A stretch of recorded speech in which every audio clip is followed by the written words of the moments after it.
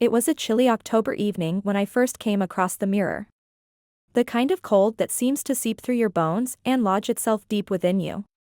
I had been wandering through an antique shop, a place filled with the eerie charm of forgotten relics, dust-covered furniture, and shadowy corners that seemed to breathe with a life of their own. At the back of the shop, nestled behind a towering bookshelf, I found it, the mirror. Its frame was tarnished gold, intricately carved with symbols I couldn't quite recognize. It stood tall, looming over everything around it as if it was waiting for someone. Drawn to it by an inexplicable urge, I slowly approached. As I reached out to touch the cold glass, the shopkeeper appeared behind me. "I wouldn't do that if I were you," she said, her voice barely above a whisper. Startled, I pulled my hand back. She was an old woman, her eyes clouded with age but still sharp, watching me intently. "It's not for sale," she continued, her voice full of warning. "That mirror, it's cursed." "Cursed?" I scoffed, thinking she was just trying to scare me into leaving. But something in her eyes told me she was serious. She didn't speak again, just turned and walked away, leaving me standing there, curiosity burning through me. I should have left it alone. I should have walked out of that shop and never looked back. But I couldn't. I needed to know what she meant by cursed. And so, ignoring her warning, I bought the mirror. She didn't argue. She simply nodded, as if resigned to the fact that I would learn soon enough. The mirror arrived at my house the next day. I placed it in my bedroom, opposite my bed. It was beautiful, in a haunting sort of way, and for the first few days, it was just that, a mirror.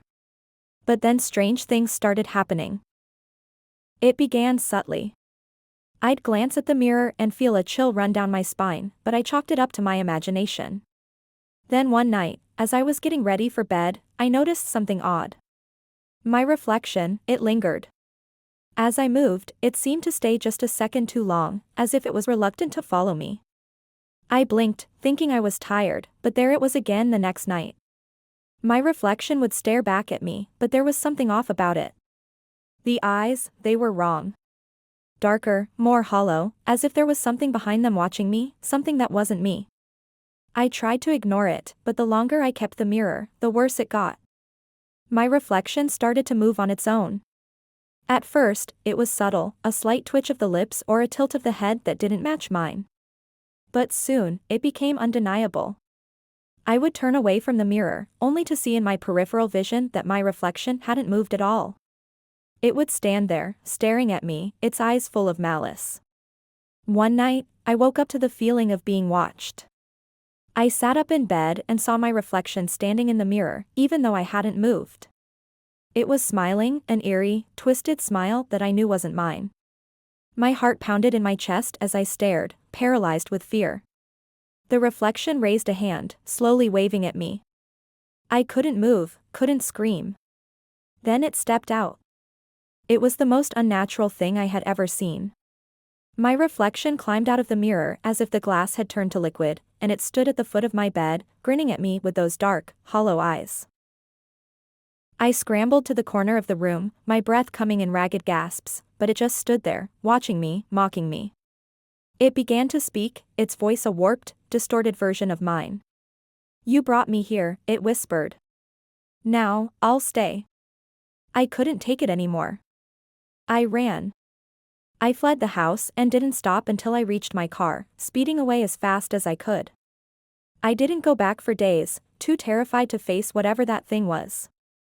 When I finally returned, I brought a priest with me.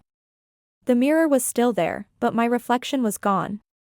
The priest blessed the house and told me to get rid of the mirror. I didn't need convincing. I took it outside, shattered it into a million pieces, and buried it deep in the woods. But even now, I feel like something is watching me. In the corner of my eye, I sometimes see a glimpse of that twisted smile, that dark reflection that wasn't me. And at night, when everything is quiet, I swear I can hear it whispering, waiting for its chance to return. Because you see, mirrors never truly die. They just wait.